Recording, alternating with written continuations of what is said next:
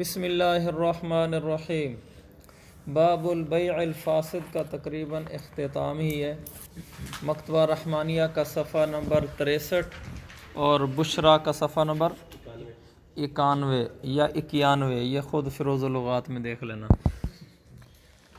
قال والبیع الی النیروز لفظ والمہراجان إلى النيروز والمهرجان وصوم النصارى وفطر اليهود إذا لم يعرف المتبايعان ذلك فاسدون۔ الفاظ نئے ہیں، مسئلہ پرانا ہے۔ نیروز، مہرجان، صوم نصارى، فطر الیہود۔ اس نے کہا بیع کرنا نیروز کے دن تک، یعنی یہ ہم بیع کر رہے ہیں، اس کے پیسے آپ کو میں نیروز کے دن دوں گا اور اس کے پیسے مہراجان والے دن دوں گا۔ صوم نصارہ اس دن دوں گا جس دن عیسائی لوگ روزہ رکھتے ہیں۔ فطر الیہود اس دن دوں گا جس دن یہودی لوگوں کی عید ہوتی ہے، فطر الیہود عید ہوتی ہے۔ ایسی بیع کرنا فاسد ہے بشرطے کہ لم یعرف المتبایعان ذلک، جب متبایعان اس کو نہ جانتے ہوں، کیونکہ یہ وہ چیزیں ہیں جو مسلمانوں کی نہیں ہیں۔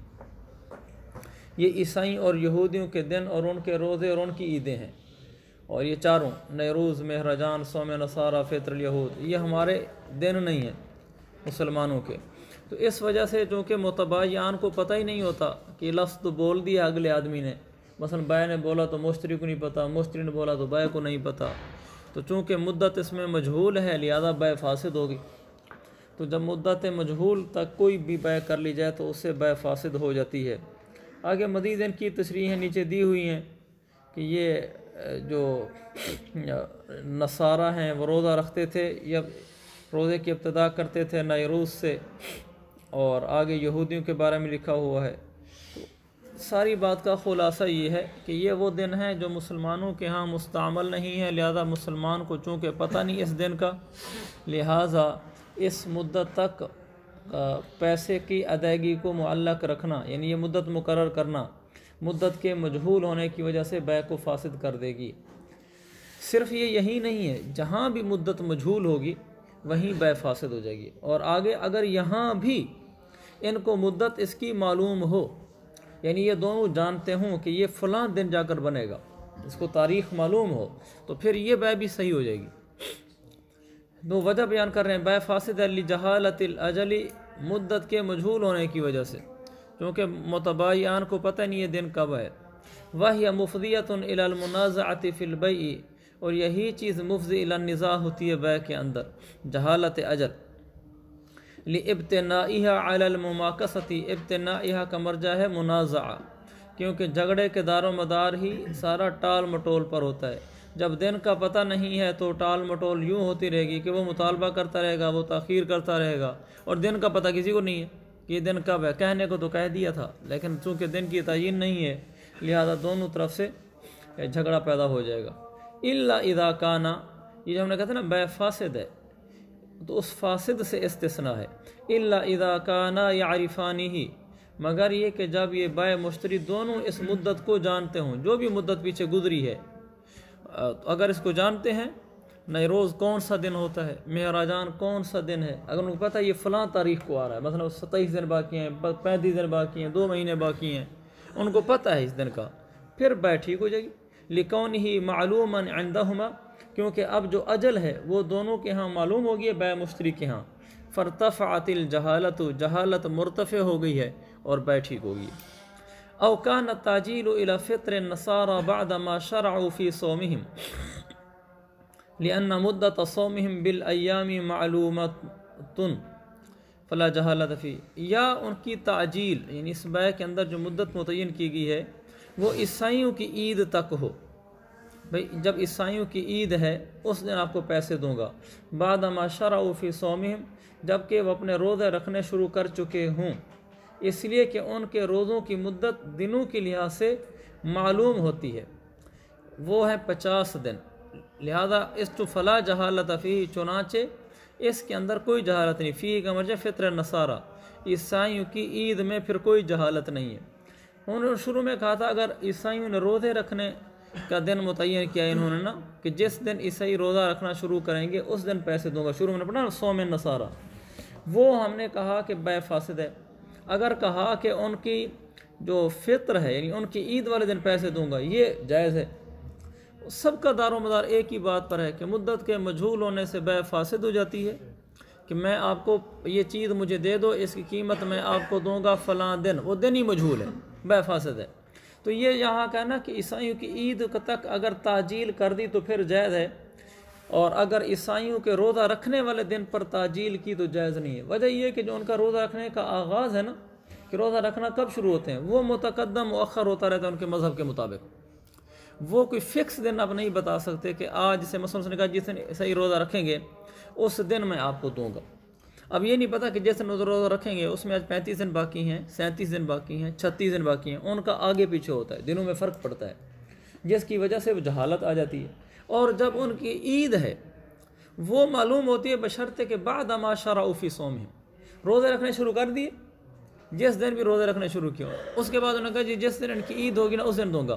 وہ پتہ ہے کہ ان کے 50 روزے ہوتے ہیں، بس جب شروع ہو چکے ہیں 50 دن گن لو، اب 3 روزے رکھ چکے ہیں تو 47 دن باقی بچے ہوئے ہیں، اسی لحاظ سے چونکہ مدت معلوم ہو جائے گی تو ویسے ہی ہو جائے گی۔ تو بالکل واضح سا قاعدہ ہے، مدت کا معلوم ہونا بیع کو صحیح کر دیتا ہے، اور ثمن کی ادائیگی کے لیے مدت کا مجہول ہونا بیع کو فاسد کر دیتا ہے۔ وہاں اس میں لکھا ہوا ہے نیچے حاشے میں کہ ان کو خود بھی تعین نہیں ہوتی کہ کس دن ہمارا روزہ شروع ہونے لگا ہے، اس لیے کہ یہ دیکھیں نا نیچے حاشا پڑھیں، یہ نیچے حاشے میں لکھا ہوا ہے عیسائی روزے کی ابتدا کرتے ہیں نیروز سے اور 50 دن رکھتے ہیں، لیکن نیروز غیر معلوم ہے، اس کا پتہ نہیں چلتا، اس کا پتہ چلتا ہے الا بظن و ممارست بعلوم النجوم، وہ اٹکل سے اندازہ لگاتے ہیں اس کا، یا علم نجوم کے ساتھ کچھ ان کی واقفیت ہو، اس کی مشق ہو تو اس سے لگاتے ہیں۔ فربما یخطی و یصیب، وہ کبھی ٹھیک بھی نکل آتا ہے کبھی غلط بھی نکل آتا ہے۔ تو اس آگے ان عیسائیوں کا بھی یہودیوں کا بھی لکھا ہوا ہے، لیکن اس سب کا خلاصہ یہی ہے، اور یہودیوں کے لکھا ہے وَالْيَهُودُ يَصُومُونَ رَمَضَانَ كُلَّهُ وَلَا يُفْطِرُونَ يَوْمَ الْفِطْرِ وَيَتْبَعُونَهُ بِصِيَامٍ مِّن شَوَّالَ إِلَى تَمَامِ 50 فَبَعْدَ دُخُولِ صَوْمِهِمْ يَوْمَ فِطْرِهِمْ وَبَعْدَ دُخُولِ صَوْمِ يَوْمُ فِطْرِهِمْ يَخْتَلِفُ بِاخْتِلَافِ رمضان۔ تو یہاں بھی ان کا خلاصہ یہ ہے کہ ان کی جو عید ہے وہ مختلف رہتی ہے۔ یہ سارے مسئلے کا دار و مدار اسی پر ہے کہ مدت کے معلوم ہونے سے بیع صحیح اور مدت کے مجہول ہونے سے بیع فاسد ہے۔ آگے ہے وَلَا يَجُوزُ الْبَيْعُ إِلَى قُدُومِ الْحَاجِ، حاجیوں کے آنے والے دن تک بیع کرنا جائز نہیں ہے۔ نیچے لکھا ہے أي بتعجيل ثمن إلى وقت قدوم الحاج، یعنی ثمن کو مؤجل کرنا، مؤخر کرنا حاجیوں کے آنے والے دن تک، اس سے بیع جائز نہیں ہوتی۔ ایک آدمی نے کہا پیسے دے دو، چیز دے دو، آپ کو ثمن دوں گا جس دن حاجی واپس آئیں گے نا ہمارے ہاں، جس دن حاجی آئیں گے اس دن دے دوں گا، یہ بیع فاسد ہے۔ وجہ اس کی اس لیے کہ اس زمانے میں جو حاجی آتے تھے وہ تو پیدل قافلے ہوتے تھے، حاجی گئے اور پھر واپسی آتے رہیں گے، کچھ نہیں پتہ کہ کب آئیں گے، 4 مہینے بھی لگ سکتے ہیں، 5 مہینے بھی، 5.5 بھی، 4.5 بھی، اندازہ تو ہوتا تھا، لیکن وہ اتنا اوپر نیچے ہوتے رہتے تھے، مہینہ، 15 دن، 20 دن، پیدل قافلے ہیں، راستے میں ٹھہراؤ، تو اس لیے چونکہ مدت معلوم نہیں ہے ناجائز۔ اور آج اگر کہہ دے تو بیع 101% ٹھیک، اس لیے کہ وہ منٹ بھی لکھ کے بھیج دیتے ہیں کہ جہاں جانے سے پہلے ہی آدمی ابھی گھر ہی کھڑا ہوتا ہے کہ واپسی آپ کی فلائٹ اتنے بج کر اتنے منٹ پر اسلام آباد ایئرپورٹ پہ اتر جائے گی، تو اس میں منٹوں کا آگے پیچھے ہوتا ہے، کوئی دنوں تک آگے پیچھے نہیں ہوتا۔ تو اگر وہ اس دن کا کہہ دے کہ جس دن حاجیوں کی پہلی فلائٹ واپسی ہوگی تو اس دن میں آپ کو دے دوں گا، تو حکومت پاکستان پورا شیڈول بتا دیتی ہے کہ جاتے ہوئے آخری فلائٹ کب ہوگی اور آتے ہوئے پہلی فلائٹ پاکستان کب اترے گی۔ تو وہ چونکہ معلوم ہے، دونوں کو پتہ کر سکتے ہیں، معلوم کر لیں وہ بھی کہ آخری فلائٹ کب ہے جانے کی اور آنے کی پہلی فلائٹ کب ہے۔ جب دونوں معلوم کر لیں، معلوم کرنے کے بعد ڈیٹ رکھ لیں، معلوم ہو دونوں کو، معلوم کر لیں اب جائز ہے۔ لیکن وہ جو حاجی جاتے تھے تو معلوم ہی نہیں کی جا سکتی دونوں، تو اس لیے آج کے زمانے میں کر لیں۔ اگر حاجیوں کی واپسی کے بعد جس دن حاجی واپس آئیں گے یعنی پہلی فلائٹ آئے گی تو میں آپ کو پیسے دے دوں گا، اور پہلی فلائٹ کی ڈیٹ بھی معلوم کر لیں تو بیع جائز ہوگی۔ فلائٹ لیٹ ہو گئی کسی وجہ سے آگے وَكَذَلِكَ إِلَى الْحَصَادِ، اسی طرح کھیتی کاٹنے کے دن تک کہ جس دن گندم کٹنا شروع ہوگی تو اس دن پیسے دوں گا. یہ گندم کا کٹنا بھی سورج کے اوپر ہوتا ہے کہ دھوپ زیادہ نکلنا شروع ہو جائے تو جلدی پک جاتی ہے, جلدی کٹنا شروع ہو جاتی ہے. اگر دھوپ کسی موسم میں درخت نہ نکلے تو یہ 10 دن 12 دن لیٹ ہو جاتی ہے. تو یہ بھی چونکہ مجھول ہے. ودیاسی گندم وغیرہ گہنا, گندم گہنا جانتے ہو, گندم میں سے دانے نکالنا. تو آج کل تھریشر کے ذریعے سے ہوتا ہے, پہلے بیلوں کے ذریعے سے ہوتا تھا. تو نیچے لگا رکھ دیتے تھے گندم کو, زمین کے اوپر بچھا دیتے تھے. تو وہ بیل جو گھومتا تھا تو جس جگہ سے بیل نے گھوم کر گزرنا ہوتا تھا گول دائرے میں, وہ 2-3 بیل اکٹھے لگا دیتے تھے. تو وہ بیل جہاں سے گزرتے تھے ان کے نیچے وہ انہوں نے بالیاں رکھی ہوتی تھیں گندم کی کاٹ کر. تو اس کا پاؤں پڑنے کی وجہ سے وہ دانے الگ ہو جاتے تھے, نیچے جگہ کچھ نرم ہوتی تھی. تو اتنا بھی الگ نہیں ہوتے تھے کہ اس کے پاؤں سے پس جائیں, لیکن بار بار اس کے چلنے سے وہ الگ ہو جاتے تھے اور وہ پھر علیحدہ کرتے رہتے تھے دانے والے, اور پھر دوسرے بالیاں ڈال دیتے تھے. یہ جو پرانے زمانے کے لوگوں نے دیکھا ہوگا وَأَنَا مِنْهُمْ, اور میں نے بھی دیکھا ہے وہ زمانہ. تو والقطاف پکنے پر انگور وغیرہ توڑنا, کہ جب انگور پک جائے گا تو اس سے جو انگور توڑتے ہیں تو اس کو قطاف کہتے ہیں. کہ جب انگور توڑے جانے لگیں گے نا پکنے پر, تو یہ بھی موسم کے اوپر ہوتا ہے. موسم صحیح رہے تو انگور جلدی پک جاتے ہیں, موسم صحیح نہ رہے تو دیر سے پکتے ہیں. اس میں پھر جھگڑا ہوگا. والجزاز, جزاز کا معنی ہے بھیڑ کی اون کاٹنا. یہ بھی دیہاتوں میں رواج ہے کہ وہ سال کے اندر ایک دفعہ اس کی اون کاٹتے ہیں, لیکن اس کا کوئی دن تو متعین ہے نہیں کہ اسی دن ہی کاٹنی ہے. تو ان ساری چیزوں میں بیع فاسد جائے گی. لِأَنَّهَا, کیونکہ یہ جو اوقات ہیں جتنے کھیتی کاٹنے کا وقت وغیرہ کا, لِأَنَّهَا تَتَقَدَّمُ وَتَتَأَخَّرُ, کیونکہ یہ مقدم مؤخر ہوتے رہتے ہیں. کبھی یہ وقت آگے ہو جاتا ہے کھیتی کرنے کا, کبھی پیچھے ہو جاتا ہے. یہاں تک تو ہم نے یہ پڑھا کہ یہ ناجائز ہے, لیکن اللہ جزائے خیر دے شیخ الاسلام صاحب رحمۃ اللہ علیہ تقی صاحب کو, انہوں نے اس میں بڑا آسانی والا حل نکالا ہے. اس لیے کہ ہمارے ہاں رواج یہی چل رہا ہے کھیتوں میں دیہاتوں میں. وہ سپرے لے جاتے ہیں, کھاد لے جاتے ہیں, وہ کہتے ہیں جو ہے نا فصل کرنے پر دوں گا. یہ تو عام ہے. مثلا گنے کی فصل ہوتی ہے نا ہمارے یہاں, تو وہ کہتے ہیں یہ جب گنے کی فصل کا اٹھائیں گے نا تو آپ کو پیسے دے دیں گے. گندم کی فصل ہوتی ہے, کہتے ہیں گندم کی فصل جب اٹھاؤں گا نا تو آپ مجھے سپرے کھاد دیتے رہیں, جب فصل اٹھاؤں گا سب سے پہلے آپ کو پیسے دوں گا جی, بعد میں گھر لے کے جاؤں گا. تو وہ ان کا نظام ہی سارا ایسے چلتا ہے. اب فصل کرنے میں تو آگے پیچھے دن ہو جاتے ہیں, لیکن اتنے آگے پیچھے ہوتے ہیں کہ آدمی کو اندازہ ہوتا ہے. مثلا ہمارے یہاں 13 اپریل کو مشہور دن ہے کڑنے کا, گندم کڑنا شروع ہو جاتی ہے. اس میں ایک بیساکھی ہوتی ہے, ایک میلہ لگتا ہے, وہ پہلا دن ہوتا ہے جی آپ سے گندم کڑنا شروع. لیکن موسم خراب بھی ہو جائے تو وہ ایسا نہیں ہوتا کہ 13 اپریل کو 13 جون چلا جائے گا. وہ 5-7 دن اوپر نیچے ہوتے ہیں. ایسا نہیں ہوتا کہ کوئی مہینہ اوپر ہو جائے. تو اتنا تو وہ برداشت کر لیتے ہیں. اس کو کہتے ہیں جہالت یسیرہ, یعنی جہالت ہے مدت میں کہ کس دن گندم کرنا شروع ہوگی. لیکن وہ جہالت ایسی معمولی ہے کہ جو مفضی الی النزاع نہیں بنتی. تو اگر وہ جہالت ایسی ہو کہ جو مفضی الی النزاع نہ بن رہی ہو, یعنی جہالت یسیرہ ہو, معمولی ہو, جیسے 5-7 دن 10 دن اوپر نیچے ہو گئے, اور نیز وہ مفضی الی النزاع بھی نہ ہو رہی ہو, جیسے ہمارے ہاں بالکل نہیں ہوتی. یعنی سپرے والا بھی اس کا صبر کرتا ہے عرف کی وجہ سے, اس کو پتہ ہے میاں گندم اوپر نیچے ہوتی رہتی, تو وہ بھی اس میں نزاع نہیں کرتا. تو لہٰذا ایسے موقع پر تک یہ فرماتے ہیں جائز ہوگا. وہ فرماتے ہیں وَالظَّاهِرُ أَنَّ هَذَا الْاخْتِلَافَ مَرْجِعُهُ إِلَى مَعْلُومِيَّةِ مَوَاعِيدِ الْحَصَادِ وَالْجَزَازِ وَالْعَطَاءِ فَإِنْ كَانَ مَعْلُومًا فِي الْجُمْلَةِ بِحَيْثُ لَا يَقَعُ فِيهِ النِّزَاعُ جَازَ التَّعْجِيلُ إِلَيْهَا وَإِلَّا لَمْ يَجُزْ. مجموعی طور پر یہ مدت معلوم ہو کہ 12 اپریل 10 اپریل 15 اپریل اس کے قریب گندم کرنا شروع ہو جاتی ہے, اور مفضی الی النزاع بھی نہ ہو تو پھر جائز ہے. تو یہ بڑی سہولت نکل آئی ہے. تم کبھی بھی لوگوں کو مسئلے ہدایت پڑھنے کی بنیاد پر نہ بتانا. جیسے کہ یہاں گاہے بغیر مرض کرتا رہتا ہوں کہ یہ فتویٰ اس پر نہیں ہے, فتویٰ اس پر نہیں ہے. بعض بات ساری فقہ کی کتابوں میں مسئلہ اسی پر لکھا ہوتا ہے, لیکن موجودہ حالات میں وہ مسئلہ بدل چکا ہوتا ہے. اس لیے پھر کسی مفتی سے پوچھ کر آپ ان کو مسئلہ بتائیں, ورنہ لوگوں کو مشقت میں اب ڈالتے رہیں گے اور اس میں گنجائش ہوگی اور اب دیں گے نہیں. باقی یہ جو کہنا کہ اس مدت کا متعین ہونا ضروری ہے ثمن کی ادائیگی کے لیے, یہ تاریخ کا تعین ضروری ہوتا ہے. ہمارے ہاں یہ مسئلہ تھوڑا لمبا نہ ہو جائے, لیکن میں بتا دیتا ہوں. میں نے کہا تھا ہم نے ہدایت ثالث کتاب بھی پڑھنی ہے, خارج میں بھی پڑھنا ہے کہ باہر اس کے مسائل بھی سمجھ آئیں. یہ جو بے معجل ہوتی ہے، بے بالتاجیل بھی کہتے ہیں کہ ادھار پر بے کرنا، ادھار پر بے کرنا جائز ہے، ادھار پر قیمت زیادہ متعین کرنا جائز ہے۔ ایک آدمی یوں کہہ سکتا ہے یہ کھاد کی بوری نقد لو تو 2000 روپے کی ہے، ادھار لو تو 2500 روپے کی ہے، صاف لفظوں میں کہہ رہا ہے۔ یہ کوئی سود نہیں ہے، کوئی ناجائز نہیں ہے، بس اسی مجلس عقد میں متعین ہونا ضروری ہے کہ اب یہ گاہک جو یہاں سے اٹھ کے جا رہا ہے یہ ادھار لے کے جا رہا ہے یا نقد لے کے جا رہا ہے، تاکہ معلوم تو کہ ثمن کتنی ہوگی۔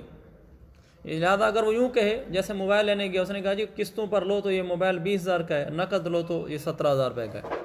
ایک آدمی دکاندار گاہک کوئی جملہ کہتا ہے جو میں نے کہا ہے تو یہ ٹھیک ہے کہنا اس کا، لیکن جب وہ گاہک اس جگہ کو چھوڑے تو پتہ ہونا چاہیے دکاندار کو بھی گاہک کو بھی یہ نقد لے کر جا رہا ہے ادھار لے کر جا رہا ہے، پھر جائز ہوگا۔ وہ صورت یوں بنے گی ناجائز ہونے کی، وہ آدمی لے کر چلا جاتا ہے، کہتا ہے اگر نقد میں نے لینے ہوئے نا تو پیسے آج شام تک پہنچا دوں گا، اور اگر ادھار ہوئے تو ٹھیک ہے پھر میں جو 3 مہینے کا آپ کہہ رہے تھے 3 مہینے بعد پہنچا دوں گا۔ اب وہ دکان چھوڑ کے چلا گیا، مجلس عقد ختم ہو گئی، لیکن بائع کو بھی نہیں پتہ کہ یہ چیز میری ادھار بکی ہے نقد بکی ہے، خود اس کو بھی نہیں پتہ کہ ادھار بکی ہے کہ نقد بکی ہے۔ وہ جا کر اپنی صورتحال دیکھتا ہے، گنجائش بنتی ہے تو آج پیسے پہنچا دے گا، نقد ہو گیا، نہیں بنتی تو پھر ادھار ہو گیا، یہ ناجائز ہے۔ مجلس عقد میں متعین ہو جانا، جی ادھار موبائل 20,000 کا ہے اور نقد 17,000 کا ہے، کیا لینا ہے؟ اس نے کہا جی ادھار لینا ہے تو یہ لو، اب ٹھیک ہے کوئی حرج کی بات نہیں، یہ ایک بات ہو گئی۔ دوسرا یہ ادھار کے اندر، دوسری بات ادھار کے اندر یہ متعین کرنا ضروری ہوتا ہے کہ آپ پیسے کب دیں گے، یہ ضروری ہوتا ہے کہ اس کی واپسی کی تاریخ کیا، ثمن کی ادائیگی کی تاریخ کیا ہوگی۔ وہ ثمن کی ادائیگی کی تاریخ متعین ہو جائے، پھر وہ اس وقت پر نہ دے سکے تو یہ آگے دن کے آگے بڑھنے سے پیسے آگے نہیں بڑھیں گے کہ آپ نے پیسے دینے ہیں مجھے 6 مہینے بعد 20,000 روپے، 6 مہینے پورے کے پیسے نہیں دیا، اب آپ یہ نہیں کہہ سکتے اب 21,000 روپے دیں گے، اب 20,200 روپے دیں گے، اضافی وہ جرمانہ لگا دیتے ہیں، یہ ٹھیک نہیں ہے، یہ سود میں آ جاتا ہے کہ جو لوگ کہتے ہیں نا کہ یہ آپ نے 20,000 دینا ہے، اگر پیسے نہ دے سکے تو ہر مہینے 200 روپے بڑھتا جائے گا، ہر مہینے 500 روپے بڑھتا جائے گا، جتنی دیر سے آپ پیسوں کی ادائیگی کریں گے اتنا آپ پر بڑھے گا، یہ اوپر جو بڑھ رہا ہے یہ سود ہے۔ یہ دوسری بات ہو گئی کہ آپ وقت متعین کریں گے۔ تیسری بات اندر میں نے بیان کری، تیسری یہ کہ وقت متعین ہونے پر اگر وقت پر ادائیگی نہ ہو سکے تو آگے پیسوں کا بڑھانا یہ جائز نہیں ہوگا۔ یہ مسئلہ ہے ادھار کے بارے میں، اور ادھار میں بعض بار ڈاؤن پیمنٹ ہوتی ہے کہ آپ ایک چیز لینے کے لیے گئے، وہ مہنگی چیز ہے، گاڑی لی ہے ادھار پر 8 لاکھ کی گاڑی ہے تو کہتے ہیں 2 لاکھ ابھی نقد دو اور باقی کی قسطیں بنا دیتے ہیں، یہ جائز ہے۔ 2 لاکھ آپ جو دیں گے وہ ثمن کا حصہ ہوگا، باقی جو پیسے ہوں گے وہ پیسے آپ کی اسی ثمن کی ادائیگی کی تاریخیں متعین ہو گئی ہیں، آپ اس تاریخ کو دیتے رہیں گے، اور جس تاریخ کو آپ نہیں دے سکیں گے اس تاریخ کو دیر وقت پر نہ دے سکنے کی وجہ سے آگے پیسے نہیں بڑھیں گے۔ یہ کہنے کو تو کہہ دیا کہ وقت پر نہ دے سکنے کی وجہ سے پیسے نہیں بڑھیں گے، لیکن جو بڑے بزنس ہوتے ہیں وہ اس طرح چل نہیں سکتے۔ اس کا مطلب یہ ہے کہ بڑا بزنس مین آدمی وہ شریعت کے مطابق کاروبار چونکہ کر نہیں سکتا، لہذا دیندار لوگ بڑے کاروبار چھوڑ دیں، سارے چھوٹے چھوٹے کاروبار کریں، اس کا مطلب عملاً یہ بنتا ہے۔ اس لیے کہ مثلا آپ کا گاڑیوں کا شو روم ہے اور آپ جس کو گاڑی دیتے ہیں اور آپ قسطیں بنا، سارے لوگ ادھار لے کر آتے ہیں، بہت کم ہی نقد لینے والے ہوتے ہیں، تو آپ قسطیں بنا دیتے ہیں اور آپ وقت پر اس نے قسط دینی ہے، ہر مہینے کی 5 تاریخ کو اس نے 1,00,000 روپیہ دینا ہے اور اس نے 1,00,000 کوئی نہیں دیا نا، آپ اضافی پیسے نہیں لے سکتے، تو سارے آپ کی دکان سے لینے کے لیے آئیں گے گاڑی، اس لیے کہ انہوں نے آپ کو وقت پر قسط دینی کوئی نہیں اور اضافی پیسے بھی کوئی نہیں دینے، تو آپ تو چند دن بعد دکان بند کر کے گھر بیٹھ جائیں گے، اس لیے کہ یہ گاڑیاں جو ساری بک گئیں، پیسے کوئی نہیں رہے، لوگ کہیں گے کہ کون سی اضافی پیسے، یار دے دوں گا، اس پر ہی کوئی بوجھ نہیں ہے، دیر سویر ہو جاتی ہے اور اس کی دیر سے والا جتنے مہینے چلے جائے تو پھر کاروبار تو چل نہیں سکتا۔ اسی طرح بینک ہے، بینک کے اوپر بھی ایسا ہوتا ہے کہ بینک گاڑی دیتا ہے اور گاڑیاں بیچتے ہیں، سب مشہور ہے بینک کا گاڑی بیچنا، اور وقت پر اگر قسط نہ دیں تو بینک اس کا جرمانہ لگاتا ہے، اور اگر آپ اسلامی بینک بنا لیں، آپ کہیں ہم جرمانہ نہیں لگاتے تو لوگوں کو تو موقع مل جائے گا، سارے آپ سے آ کر گاڑیاں لے جائیں گے اور وقت پر قسطیں ادا کرنی کوئی نہیں، قسطیں ادا ہوتی رہیں گی، بس پھر آپ بیٹھے رہو، بس کچھ مہینوں بعد بینک دیوالیہ ہو کر گھر بیٹھ جائے گا، بس چل گیا اسلامی بینک، ماشاءاللہ چل گیا اسلامی کاروبار۔ تو یہ تو پھر کیا نتیجہ نکلا کہ اسلام میں نقص ہے، کہ اسلام بڑے کاروبار نہیں کرا سکتا، اس کی معیشت ڈاؤن ہی رہنی ہے اسلام کی، تو یہ تو اسلام پر اعتراض بنتا ہے۔ لہذا اس اعتراض کا جواب یہ ہے کہ الاسلام دائر بین الاربع، الحق دائر بین الاربع، اسلام صرف فقہ حنفی کا نام نہیں ہے، اسلام حق ائمہ اربعہ کے درمیان گھومتا ہے، یہ سارا اسلام ہے۔ لہذا ضرورت کے وقت میں آپ کسی دوسرے امام کے قول کو لے سکتے ہیں، وہ بھی اسلام ہی ہوگا۔ آپ اسلام کے اندر ایک کمرے سے دوسرے کمرے میں داخل ہوں کہ اسلام سے باہر نہیں نکلے، ضرورت کے وقت آپ اس کمرے میں جا کر آرام کرنا شروع ہو گیا، پہلے اس کمرے میں سوتے تھے اب اس کمرے میں چلے گئے، یہ ایسے کہلائے گا۔ لہذا مستقی صاحب نے جب اسلامی بینک بنایا تو انہوں نے یہ سب سے پہلے بڑی پریشانی درپیش ہوئی کہ اگر قسطیں پیسوں کی ادائیگی پر وقت بر وقت ادائیگی نہ ہونے پر جرمانہ نہیں لگاتے تو یہ بینک چل ہی نہیں سکنا۔ اس کا نتیجہ کیا نکلے گا؟ ساری زندگی سودی بینکوں سے معاملے کرو، سود کو اور پروموٹ کرو کہ اور سودی بینک بناؤ اور بناؤ۔ تو مستقی صاحب اللہ ان کو جزائے خیر دے، تو انہوں نے پھر اس کو ائمہ اربعہ میں ڈھونڈا، تو اس کا حل نکل آیا فقہ مالکی میں۔ انہوں نے لکھا ہے فقہ مالکی میں کہ اس کی اجازت ہے جس آدمی نے یہ چیز بیچنی ہے وہ اگلے آدمی سے یہ معاہدہ کروا لے شروع میں کہ یہ میں آپ کو گاڑی بیچ رہا ہوں 10 لاکھ روپے کی، 2 لاکھ روپیہ ڈاؤن پیمنٹ یعنی نقد ادائیگی ہے، باقی جو 8 لاکھ ہے آپ نے ہر مہینے کی 5 تاریخ کو لاکھ روپیہ مجھے دینا ہے۔ ساتھ ہی لکھا ہوا اسی ایگریمنٹ کے اوپر جہاں سائن لینے ہوتے ہیں کہ اگر آپ نے 5 تاریخ کو پیسے نہ دیے آگے وہ دستخط کرے گا، وہ گویا کہ تحریر گاہک کی طرف سے ہوتی ہے، انہوں نے پہلے سے بنا کے رکھی ہوتی ہے، تو وہ اس تحریر کو پڑھ کر دستخط کرتا ہے، گویا کہ وہ کہہ رہا تھا میری طرف سے تحریر ہے۔ تو اس میں یہ لکھا ہوتا ہے کہ اگر میں 5 تاریخ کو پیسے نہ دے سکا تو میں اپنے اوپر شرعاً لازم کرتا ہوں جتنا جرمانہ بنتا ہے جو دوسرے بینک جرمانہ لے رہے ہیں۔ مثلا اگر وہ جرمانہ 5000 روپے لیتے ہیں نا، اگر میں 5 تاریخ کو پیسے نہ دے سکا تو میں 5000 روپے اضافی بطور صدقہ کے میزان بینک کے چیریٹی باکس میں دینے کو اپنے اوپر لازم کرتا ہوں۔ آسان زبان میں یعنی وہ یہ لکھتا ہے کہ اگر میں 5 تاریخ کو یہ قسط نہ دے سکا تو میں شرعاً اپنے اوپر لازم کرتا ہوں کہ میرے اوپر 5000 روپیہ صدقہ دینا لازم ہوگا، اور وہ بھی میزان بینک کے ذریعے سے صدقہ دینا لازم ہوگا کہ میں میزان بینک کو دوں گا، یہ میرا وکیل ہوگا، یہ آگے صدقے کو ادا کرے گا، میں اس کو دوں گا۔ یہ فقہ مالکی میں اس کی اجازت ہے۔ تو اب وہ حل نکل آیا، اب وہ سب معاہدہ لیتے ہیں کہ آپ اس کے پابند ہوں گے کہ آپ 5000 روپیہ ہمیں جو بھی قسط بنتی ہے جرمانہ بنتا ہے آپ اتنا ہمیں صدقے کی مد میں دیں گے۔ پھر وہ دیتا ہے، نہ دے تو 10 عدوے پڑیں، قانونی کارروائی عمل میں آتی ہے۔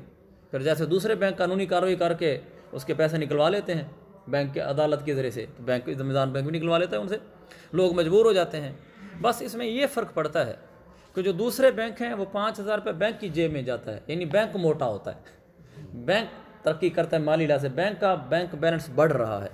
میزان بینک کو یہ فائدہ نہیں ہوتا کیونکہ وہ اصل میں چیریٹی باکس یعنی صدقے کا صندوق، وہ صدقے کے صندوق میں پیسے جا رہے ہوتے ہیں جو اضافی آتے ہیں، وہ دیانتداری سے اسی میں ڈالتے ہیں اور اس کو صدقے کے کام میں ہی لگاتے ہیں۔ تو میزان بینک کی خود تو ترقی نہیں ہوتی اس سے کہ میزان بینک کو خود پیسہ بڑھ رہا ہو، لیکن گاہک مجبور ہو جاتا ہے وقت پر پیسے دینے سے۔ میزان بینک دیوالیہ نہیں ہوتا، یہ گاڑیاں دینے سے مجبور نہیں ہو جاتا کہ ہم کیسے گاڑیاں دیں، اگلے کو دینے پڑتے ہیں پیسے، یہ آگے غریبوں کو دیتے ہیں، صدقہ جہاں لگتا ہے وہاں لگاتے ہیں۔ لہذا بینک چل رہا ہے اور غریبوں کا بھی بھلا ہو رہا ہے، اس کی ایک اچھی خاصی رقم اس میں غریبوں کے لیے جمع ہو رہی ہوتی ہے۔ اور جیسے دوسرے بینکوں میں لوگ تاخیر نہیں کرتے کہ سر پہ جرمانہ پڑ رہا ہے 10,000 روپے 5,000 روپے، تو یہاں بھی تاخیر نہیں کرتے۔ یہ حل ہے اب بھی جن کے بڑے بزنس ہیں، کسی کا شو روم ہے اور اگر وہ مثلا وہ کوئی بینک نہیں ہے لیکن اگر وہ شو روم چلاتا ہے، باقی سارے شو روم والے قسطیں لگاتے ہیں اوپر، تو یہ نہیں لگاتا تو اس کو بھی اجازت ہے وہ خود تحریر نامہ تیار کر دے، اس کی تحریر جا کر میزان بینک سے وہ لے لے کہ وہ تحریر کیا ہے، تاکہ فقہ کے مطابق نپی تلی تحریروں کی لفظ کے آگے پیچھے ہونے سے وہ فرق نہ پڑ جائے۔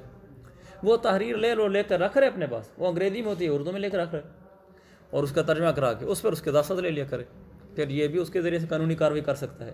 تو یہ اسلام نے حل مہیا کیا ہے۔ یہی وجہ ہے کہ لوگ کہتے ہیں کہ میزان بینک اور دوسرے بینکوں میں فرق تو صرف یہ نا کہ کان کو ادھر سے پکڑنے والی بات ہے، وہ بھی گاڑی کی قسط لیٹ کر دو مثلا 5,000 لیتے ہیں، میزان بینک بھی 5,000 لیتا ہے، یہ ماشاءاللہ اسلامی ہے اور اس کا 5,000 حرام ہے، اس کا ماشاءاللہ 5,000 حلال ہے۔ لوگ اس طرح پھر تنزن کہتے ہیں، لیکن ان کو اصل میں مسئلے سے واقفیت نہیں ہوتی کہ ان کا 5,000 کہاں جا رہا ہے اور اس کا کہاں جا رہا ہے، اور وہ 5,000 سیدھا سود کی مد میں جا رہا ہوتا ہے، یعنی وہ صاف لکھا ہوتا ہے آپ نہیں دیں گے اضافی، ہم آپ سے 5,000 لیں گے، کس چیز کے عوض میں؟ سمن تو طے ہو گئی تھی، لہذا وہ سود ہے، اور یہ 5,000 صاف لکھا ہوا صدقہ ہے، اس آدمی نے خود اپنے پر لازم کیا ہے، شرعاً ٹھیک ہو گیا۔ تو شرعی طریقہ ٹھیک ہے، ظاہر دیکھنے میں ایک جیسا ہے۔ میزان بینک پر کیے جانے والے اعتراضات کا سب کا ایک ہی جواب ہے، یہ کہ ظاہری صورت میں وہ ایک جیسے لگتے ہیں، کنونشنل بینک اور اسلامک بینک، لیکن حقیقت میں ان کی جو پیچھے فقہی تکییف ہوتی ہے اس میں فرق ہوتا ہے، جس کی وجہ سے ایک جائز ہوتا ہے اور دوسرا ناجائز ہوتا ہے۔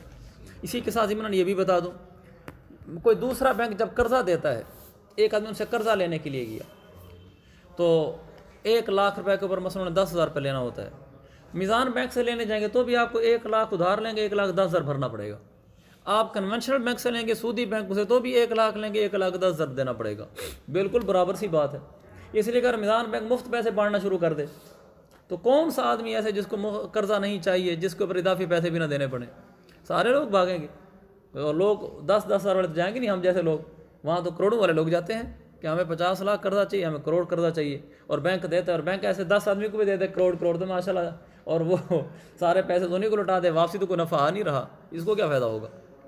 تو یہ کوئی صدقے کی دکان تو نہیں کھولی ہوئی انہوں نے، کوئی خراب تو نہیں کھولی ہوئی، انہوں نے تو بینک کھولا ہوا ہے۔ اب اس کا حل کیا ہے؟ اگر ان کو لاکھوں روپے کروڑوں روپے قرضہ نہیں دیتے تو بینک چل ہی نہیں سکتا۔ بینک چلتے مگر مچھوں کے قرضے لینے دینے سے ہے، اور اگر ان کا قرضہ دیتے ہیں اور واپسی اضافی پیسے نہیں لیتے تو یہ پھر بینک نہیں چل سکتا۔ تو اس کا حل کیا ہے؟ اب نتیجہ ایک ہی ہے لیکن طریقہ کار میں فرق ہے۔ میں مثلا سادی مثال میں آپ کو دیتا ہوں، میں ان کے پاس جاتا ہوں، جو مجھے 1,00,000 روپے ادھارا چاہیے کنونشنل بینک کے پاس، وہ مجھ سے ایگریمنٹ لیں گے، 1,00,000 ادھارا دیں گے مجھے، میری پیچھے بیک دیکھ کر کہ میرا کیا بزنس ہے، کیا کرتا ہوں، سارا کچھ ان کا ایک طریقہ کار ہوتا ہے کہ 1,00,000 دے بھی سکتا کہ نہیں دے سکتا۔ پھر مجھے 1,00,000 دے دیں گے اور معاہدہ ہو جائے گا، میں نے فلاں تاریخ کو آپ کو 1,10,000 واپس کرنا ہے، ٹھیک ہو گیا۔ یہ کنونشنل بینک میں سیدھا سود ہو گیا، سیدھا چٹا سود کہ 1,00,000 روپیہ مجھے دیں گے اور 1,10,000 مجھ سے وصول کریں گے۔ یہ سود نہیں تو دنیا میں سود کس کو کہتے ہیں؟ یعنی یہ تو بالکل سود کے اڈے ہیں۔ اور میزان میں کیا کرے گا؟ یہ آپ سے کہے گا کہ 1,00,000 روپیہ ہم آپ کو نہیں دے سکتے، آپ نے پیسہ تو کچھ نہیں کرنا، آپ کو پیسے کے لیے کوئی کام ہی کرنا ہوگا نا، آپ 1,00,000 کیوں لے رہے ہیں؟ میں کہوں گا جی موٹر سائیکل آ رہی ہے، نہیں وہ 1,00,000 روپے کی ہے نا، میں نے وہ موٹر سائیکل لینی ہے، تو آپ مجھے 1,00,000 دے دیں۔ وہ کہیں گے کون سی موٹر سائیکل لینی ہے؟ مثلا میں ان کو بتاتا ہوں فلانی موٹر سائیکل کا ماڈل ہے، وہ 1,00,000 روپے کی ملتی ہے، تو وہ کہیں گے موٹر سائیکل ہم آپ کو لے کے دیتے ہیں لیکن ہم آپ کو 1,10,000 کی بیچیں گے موٹر سائیکل، اور اب 6 مہینے بعد ہمیں دیں گے پیسے اس کے۔ وہ کہتا ہے ٹھیک ہے، مجھے تو موٹر سائیکل ہی چاہیے۔ میزان بینک نمائندہ بھیجے گا اور یہ موٹر سائیکل خریدیں گے، یہ موٹر سائیکل خرید کر اس کو موٹر سائیکل بیچیں گے 1,10,000 روپے کی، تو وہ یہ معاہدہ کر کے جائے گا کہ میں آپ کو واپسی 1,10,000 دوں گا۔ دیکھنے میں تو بالکل ایک جیسی بات ہے، آپ دوسرے بینک سے 1,00,000 لیں اور جا کر آپ موٹر سائیکل خریدیں، ان کو 1,10,000 واپس کریں۔ میزان بینک سے آپ نے موٹر سائیکل ہی لی ہے، موٹر سائیکل لی 1,10,000 واپس کریں گے، لیکن یہ جائز ہے اس لیے کہ انہوں نے تو آپ کے ساتھ بے کی ہے، بے مؤجل، بے بالتاجیل کی ہے کہ ہم آپ کو موٹر سائیکل بیچ رہے ہیں لیکن ادھار بیچ رہے ہیں، اور ادھار بیچنے کی وجہ سے اس کا ثمن 1,00,000 نہیں ہے، اس کا ثمن 1,10,000 ہے، تو وہ آپ کے لیے جائز ہو گئی ہے، لیکن نتیجہ ایک نکلا ہے۔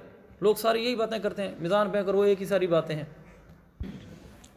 وَلَوْ كَفَلَ إِلَى هَذِهِ الْأَوْقَاتِ جَازَ لِأَنَّ الْجَهَالَةَ الْيَسِيرَةَ مُتَحَمِّلَةٌ یا مُتَحَمَّلَةٌ، یہ لازم متعدی ہے، اچھا دیکھ لینا، فی الکفالتی وَهَذِهِ الْجَهَالَةُ يَسِيرَةٌ مُسْتَدْرَكَةٌ لِاخْتِلَافِ الصَّحَابَةِ فِيهَا۔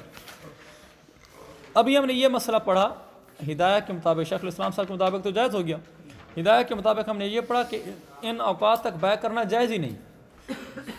وَلَوْ كَفَلَ إِلَى هَذِهِ الْأَوْقَاتِ، اگر ان اوقات تک کسی نے کفالت لے لی تو جائز ہے، کفیل بن گئے، کہ جیسے باب الکفالہ آگے آ رہا ہے، کفالت کی اجازت ہوتی ہے، کیونکہ لِأَنَّ الْجَهَالَةَ الْيَسِيرَةَ مُتَحَمِّلَةٌ، کیونکہ تھوڑی بہت جہالت بیع میں تو قابل برداشت نہیں ہوتی لیکن کفالت کے اندر قابل برداشت ہوتی ہے۔ وَهَذِهِ الْجَهَالَةُ، یعنی یہ مدت کی جہالت، یسیرۃ مستدرکۃ، یہ جو مدت کی جہالت پیچھے گزری ہے، کون سی؟ یہ ساری جو گزری ہیں، قدوم الحاج ہے، حساد دیاس، کتاب جائیداد ہے، اس میں لوگوں کو پتہ ہوتا ہے ان کا کہ حاجیوں نے کب آنا ہے، حساد کب ہونا ہے، دیاس کب ہونا ہے، لیکن آگے پیچھے دن ہو جاتے ہیں، ایگزیکٹ پتہ نہیں ہوتا، تھوڑے بہت دن آگے پیچھے ہوتے ہیں۔ تو وہ کہتے ہیں یہ جہالت یسیرہ وہاں قابل برداشت نہیں ہے، لہذا بیع تو ناجائز ہوگی، لیکن یہ کفالت میں قابل برداشت ہے، یہاں یہ جائز ہوگی۔ هذه الجہالۃ یسیرۃ، یہ جہالت یسیرہ ہے، مستدرکۃ، قابل تدارک ہے، یعنی اس کا ازالہ ہو سکتا ہے کہ تھوڑی بہت ہے، آپ اس کو برداشت کر لیتا ہے۔ کیوں اس میں گنجائش آپ دے رہے ہیں؟ لاختلاف الصحابۃ فیہا، اس لیے کہ ان آجال مذکورہ میں صحابہ کا فیہا کا مرجع بنا میں لکھا فی الآجال المذکورہ، ان مذکورہ مدتوں میں صحابہ کا اختلاف ہے۔ کیسے اختلاف ہے؟ حاشیہ دیکھو، لاختلاف صحابہ فیہا فی هذه الجہالات هل هي مانعۃ لجواز البیع ام لا، فقالت عائشہ رضی اللہ عنہا بالجواز۔ آگے وکان ابن عباس لا یجیز، دیکھ لیا۔ تو اس میں چونکہ چھوٹی موٹی جو جہالتیں ہوتی ہیں جیسے گندم کاٹنے کی گہائی وغیرہ اور اون وغیرہ کاٹنا، یہ صحابہ کے زمانے میں بھی اس طرح کی باتیں ہوتی تھیں، تو حضرت عائشہ اس کا جواز کا قائل تھیں، اور کفالت میں، بیع میں نہیں، کفالت میں، یہ میرے زبان سے بیع نکلا ہے، کفالت میں حضرت عائشہ رضی اللہ عنہ اس کے جواز کی قائل تھیں، حضرت ابن عباس عدم جواز کے قائل تھے۔ تو وہ چونکہ صحابہ کرام کفالت میں جہالت یسیرہ کا تحمل کرتے تھے بعض صحابہ، تو اس میں پھر لچک تو ہوگی نا ان جہالتوں میں، تو لچک ہونے کی وجہ سے پھر اس میں گنجائش آ گئی۔ ولی انہ معلوم الاصلی، دوسری بات یہ ہے کہ یہ جو مدت ہے یہ اصلاً تو معلوم ہے، یعنی یہ تو نہیں ہے کہ اس کی بالکل معلوم ہی نہیں ہے۔ الا تری انہا تحتمل الجہالۃ فی اصل الدین بان تکفل بما ذاب علی فلان ففی الوصف اولا، کیا تم نہیں دیکھتے انہا، ہا ضمیر کا مرجع ہے کفالت، کفالت تحتمل الجہالۃ فی اصل الدین ولانہ معلوم الاصل، پیچھے سے اٹھا رہا ہوں کہ یہ جو کفالت ہوتی ہے نا کہ اتنے پیسوں کا کفیل بن گیا آدمی، ظالم بن گیا، ضامن بن گیا، تو وہ جو اصل ہوتا ہے نا وہ اصل تو معلوم ہوتا ہے۔ اصل کیسے معلوم ہوتا ہے؟ نیچے دیکھو حاشیہ نمبر 3، نیچے بالکل واضح لکھا ہوا ہے ای ان اصل هذه الاشیاء معلوم الوقوع، یعنی ان چیزوں کی جو اصل ہے وہ تو معلوم ہے سال کے اندر، مجہول صرف ہے تقدم اور تأخر کا وصف۔ یہ تو پتہ ہے کہ گندم کی کٹائی اس سال ہوگی اور اس گرمیوں کے موسم میں ہوگی اور اپریل میں ہوگی، لیکن اس کا تھوڑا بہت تقدم و تأخر ہوتا ہے، یہ وہ کہنا چاہتے ہیں کہ اصل تو معلوم ہے، ایسا نہیں ہے کہ بالکل کچھ پتہ نہیں۔ اور آگے کا الا تری، تم کیا نہیں دیکھتے کہ انہا کا مرجع جگہ کفالت کی طرف، یہ کفالت تحتمل الجہالۃ فی اصل الدین، اصل دین میں بھی جہالت کا تحمل کرتی ہے۔ کفالت اصل دین میں ایک آدمی کفالت کر رہا ہے ایک ایسے قرضے کا کہ خود قرضے کی ذات ہی مجہول ہے، خود قرضے کی اصل یہ مجہول ہے۔ کیسے؟ بِأَن تَكَفَّلَ بِمَا ذَابَ عَلَى فُلَانٍ، بَإِن طور کہ ایک آدمی نے کفالت لی ان پیسوں کی جو پیسے فلاں شخص پر واجب ہیں، میں ان کا کفیل بنتا ہوں، یہ کفالت جائز ہے۔ یہ اصل دین میں جہالت ہے، وصف میں نہیں ہے۔ کیسے؟ میں نے ایک آدمی کو کہا کہ اس آدمی کے ذمہ جتنے پیسے ہیں وہ سارے ان کا میں کفیل بنتا ہوں، وہ پیسے کتنے ہیں، اصل دین کیا ہے مجھے وہ بھی معلوم نہیں ہے، لیکن پھر بھی کفالت جائز ہے۔ یعنی کفالت میں اتنی گنجائش ہوتی ہے کہ جس چیز کی کفالت لی جا رہی ہے، جس دین کی، کہ اس کے اوپر جو قرضہ ہے اس کا میں ضامن ہوں، اگر وہ اصل دین ہی مجہول ہو پھر بھی کفالت جائز ہے۔ تو اگر وصف مجہول ہو، یعنی دین مجھے معلوم ہے کہ اس نے ₹1,00,000 دینا ہے، لیکن اس کی ادائیگی کا جو وصف ہے، وقت ہے، اس میں تقدم و تاخر کی وجہ سے جو فرق پڑ رہا ہے، تو یہ وصف کے اندر جہالت ہوگی۔ ایک ہے دین کا اصل، ایک اس کی ادائیگی کا وقت جو ہے وہ وصف ہے۔ دین کا اصل ہی اگر مجہول ہو تو کفالہ درست ہے، اور اگر اس کا وصف مجہول ہو تو بدرجہ اولا جائز ہے۔ جبکہ بیع میں تو یہ جائز نہیں ہوتا کہ بیع کے اندر اگر اصل ثمن ہی مجہول ہو کہ جی آپ یہ چیز خریدیں، اس کے پیسے جتنے بنتے ہوں گے ہم آپ کو دے دیں گے، اور کب دیں گے؟ گندم کی کٹائی پر دیں گے۔ یہاں اصل بھی مجہول ہے کہ پیسے جتنے بنتے ہوں گے، اور وصف بھی مجہول ہے گندم کی کٹائی پر دیں گے، تو یہاں تو بالکل جائز نہیں ہے۔ جبکہ کفالہ میں تو اتنی گنجائش ہے کہ اصل میں جہالت ہو تو بھی کفالت لینا جائز ہوتی ہے، تو وصف میں تو بدرجہ اولا جائز ہوگی۔ سمجھ تم؟ چلو، الا تری انہا تحتمل الجہالۃ فی اصل الدین بان تکفل بما ذاب علی فلان، جتنے بھی اس پر ہے میں ذمہ دار ہوں، ففی الوصف اولا، تو وصف میں تو بدرجہ اولا ہوگا۔ اچھا آگے، بخلاف البیع، برخلاف بیع کے، لأن فإنه لا يحتملها، کیونکہ بیع اس جہالت کا احتمال نہیں رکھتی۔ ہا کا مرجع جہالت بنا میں لکھا ہے، یعنی ایک آدمی نے ثمن مجہول کے عوض میں کوئی چیز بیچ دی تو بالکل جائز نہیں ہے۔ فإنه لا يحتملها في اصل ثمن، کیونکہ اصل ثمن میں جہالت کا تحمل نہیں کرتی۔ فقضا فی وصفه، اسی طرح وہ اس کے وصف میں بھی جہالت کا تحمل نہیں کرتی۔ وصف ہوگی اجل، وصف ہے اجل، اور اصل ہے وہ مقدار، یعنی بیع کے اندر ثمن کا اصل ہے وہ ثمن کی پیسے، رقم کتنے روپے، اور وصف ہے اس کی مدت، کس مدت تک جانا ہے۔ تو اسی طرح کفالہ میں بھی جو اصل ہے وہ ہے دین کی رقم، اور جو وصف ہے وہ ہے اجل، مدت۔ تو جب بیع کے اندر اصل کے اندر جہالت قابل برداشت نہیں ہے تو وصف میں بھی قابل برداشت نہیں ہوگی، اور کفالہ کے اندر جب اصل میں جہالت قابل برداشت ہے تو وصف میں بدرجہ اول ہوگی۔ اور اصل اور وصف جو میں بار بار بول رہا ہوں، اصل سے مراد وہ پیسوں کی رقم، اور وصف سے مراد وہ مدت، جس مدت کو پیسے دینے، گندم کی کڑائی وغیرہ۔ بخلاف ما اذا باع مطلقا، یہ بھی بڑا اہم مسئلہ ہے، برخلاف اس صورت کے کہ جب ایک آدمی نے مطلقاً بیع کی، ای بلا ذکر الاجل، مدت کا تذکرہ نہیں کیا، میں نے یوں بیچا زاہد کو کہ یہ موبائل میں نے آپ کو 20,000 روپے کا بیچا ہے، اس نے کہا جی ٹھیک ہے، وہ موبائل لے کر چلا گیا، یا بیع ہوگی اس عقد میں، اس نے لے لی، کوئی ادھار کی بات نہیں ہے، نقد ہو گیا نا پھر سودا، جیسے ہم بازاروں سے لینے جاتے ہیں، یار یہ کتنے کی ہے، وہ کہتے ہیں اتنے کی ہے، اس کا مطلب یہ ہوتا ہے کہ پیسے دو ابھی، تو یہ ہوتی ہے مطلق بیع، یعنی اس میں ادھار کا تذکرہ نہیں ہوتا، تو وہ نقد ہی سمجھی جاتی ہے، اس کو مطلق بیع کہا جاتا ہے۔ جب اس نے مطلقاً بیچا، موبائل 20,000 کا بیچ دیا، عقد ہو گیا، مطلق ہونے کی وجہ سے وہ عقد نقد شمار ہوتا ہے، یعنی پیسے آپ کے ذمہ ابھی دینا لازم ہے۔ بازار میں ہر روز جتنی بیع کر رہے ہیں مطلق ہی ہوتی ہے، اس میں نہ یہ تذکرہ ہوتا ہے میں آپ سے نقد خرید رہا ہوں، نہ یہ تذکرہ ہوتا ہے آپ سے ادھار خرید رہا ہوتا ہوں، لیکن جب ہم بیچ دیتے ہیں تو وہ نقد شمار ہو جاتی ہے، تو عقد ٹھیک ہو گیا۔